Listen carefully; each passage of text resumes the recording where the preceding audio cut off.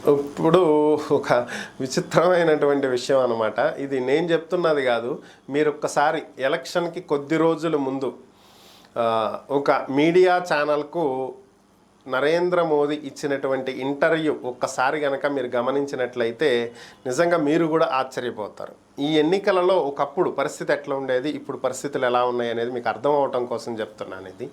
ఒకప్పుడు పత్రికలు ఎన్నికలను శాసించేవి. అంటే టీవీలు ఇలాంటివేవి లేని కాలంలో పత్రికలే ఒక ప్రచార సాధనం కాబట్టి పత్రికలనే ఈ పొలిటికల్ పార్టీలు, రాజకీయ పార్టీలు వాడుకునేవి. పత్రికల్లో ఏదొస్తే ప్రజలు దాన్ని దాదాపుగా నమ్మేవాళ్ళు. ఎప్పుడైతే ఈ మీడియా వచ్చిందో, ఎలక్ట్రానిక్ మీడియా, న్యూస్ ఛానల్స్ ఇలాంటివి వచ్చాయో అవి నిన్న మొన్నటి వరకు కూడా ఈ రాజకీయ ప్రపంచాన్ని ఏలుతూ వచ్చాయి.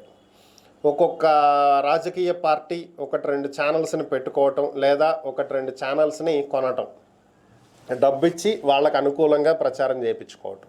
సో ఇలాంటివి జరుగుతూ వచ్చాయి. ఇక ప్రస్తుతం ఈసారి ఎన్నికలు 2024 ఎన్నికలు మాత్రం అటు పత్రికల మీద నడవలా, ఇటు ఎలక్ట్రానిక్ మీడియా మీద నడవలా. నడిచిన ఒకే ఒక్క మీడియా సోషల్ మీడియా. కేవలం దీని మీదే ఆధారపడి నడిచాయి. ఇన్ఫ్లుయెన్సర్సే భారీ స్థాయిలో ప్రచారాలు చేసినటువంటి పరిస్థితి. ఇన్ఫ్లుయెన్సర్సే ఈ ఎలక్షన్ని నడిపించారు అనటంలో ఎటువంటి అతిశయోక్తి లేదు. అయితే జనరల్గా ఇలాంటి వాటిల్లో ముందుండేటువంటి బీజేపీ చాలామంది ఇన్ఫ్లుయెన్సర్స్కి రకరకాల అవార్డులు ఇచ్చి, రివార్డులు ఇచ్చి, ప్రలోభాలకు గురి చేసి వాళ్ళకు అనుకూలంగా మాట్లాడేలాగా ఇన్ఫ్లుయెన్సర్స్ తోటి మాట్లాడిచ్చిద్ది. ఇది కామన్ జరిగేటువంటి అంశమే. దీంట్లో భాగంగానే నితిన్ని కలిశారు, ఎన్టీఆర్ని కలిశారు, అవసరమైతే ఇంకెవరినైనా కలుస్తారు కూడా. ఇవన్నీ పక్కన పెట్టేస్తే అసలు మోడీ గురించి కదా మనం మాట్లాడుకోవాల్సింది. మోదీ ఒక ఛానల్కి ఇచ్చినటువంటి ఇంటర్వ్యూలో ఆయన చేసినటువంటి వ్యాఖ్యలు ఒకసారి గమనించినట్లయితే ఆ క్లిప్ మీరు నెట్లో కొడితే దొరికేస్తుంది. దొరక్కపోతే నేను ఇస్తాను మళ్ళీ తర్వాత ఇంకొక వీడియోలో క్లియర్గా దీని గురించి ఇన్డెప్త్గా స్క్రీన్ మీద మాట్లాడుకుందాం మనం. ఆయన ఒక వ్యాఖ్యలు చేశారు. ఏంటి అంటే ఇటీవలే పాపం మోదీ గారి తల్లి మృతి చెందడం జరిగింది. ఇది మనందరికీ తెలిసినటువంటి విషయం. సో ఆమె చనిపోయిన తర్వాత ఇచ్చినటువంటి ఇంటర్వ్యూ అనమాట. తన తల్లి చనిపోయే వరకు కూడా మోదీ గారు తన తల్లికి బయలాజికల్ సన్గా వచ్చాను, she is the biological mother అని చెప్పి ఆయన ఫీల్ అయ్యాడంట. అయితే చనిపోయిన తర్వాత చాలా ఆలోచిస్తే తెలిసింది ఏంటి అంటే మోదీ ఒక కారణ జన్ముడంట. ఎలా అయితే పుట్టపర్తిలో సత్యసాయిబాబా, షిరిడీలో సాయిబాబా, ఇలా వీళ్ళు ఉన్నారు కదా, మేము కారణ జన్ములు, గురువులు, ఒక మార్గదర్శకులు. ఇలా మోదీ కూడా దైవాంశ సంభూతుడు, అలా పుట్టాడంట. సో ఆయన చెప్పుకున్న మాటలే ఇవి, నేను చెప్తున్నవి కాదు.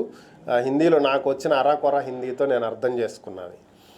మరి దీన్ని ఏమనుకోవాలో నాకైతే అర్థం కావట్లేదు. హిందుత్వం అని చెప్పి ఒక్క హిందుత్వం ఎజెండాతోటే బీజేపీ వెళ్తుంది. ఓకే, బాగానే ఉంది. అంత హిందుత్వ ఎజెండాతో వెళుతున్నప్పటికీ కూడా రామ మందిరం నిర్మించినటువంటి అయోధ్యలో మాత్రం బీజేపీ గెలవాల. అక్కడ ఒక ముస్లిం గెలిచాడు. నిజంగా ఆశ్చర్యంగా లేదు?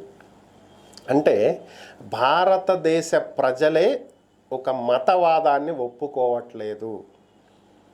మేము ఈ మతాన్నే ప్రోత్సహిస్తాము అంటే ఒప్పుకోవట్లేదు.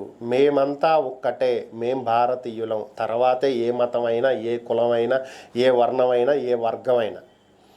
కాబట్టి మమ్మల్ని భారతీయులుగా చూడండి. హిందువులు, ముస్లింలు, క్రైస్తవులు, జైన్లు, సిక్కులు, పార్సీలు అని చెప్పి మమ్మల్ని విడగొట్టకండి అని చెప్పి భారతీయులు చాలా స్పష్టంగా తెలియజేస్తున్నారు. కానీ వీళ్ళకే అర్థం కావట్లేదు. అది ఇంకా కుల రాజకీయాలు, మత రాజకీయాలతో బ్రిటిష్ వాళ్ళు ప్రవేశపెట్టినటువంటి డివైడ్ అండ్ రూల్ పాలసీనే స్టిల్ ఈ రోజుకి మన నాయకులు కూడా అవలంబిస్తున్నారు. అంటే నిజంగా ఇది ఆశ్చర్యపోవాల్సినటువంటి అంశమేం కాదు, కళ్ళ ముందు కనిపిస్తున్నటువంటి అంశమే.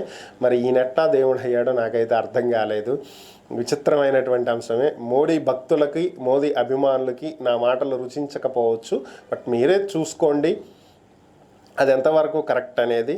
ఇక మీరే ఆలోచించుకోండి. మీ విజ్ఞతకే వదిలేస్తున్నా.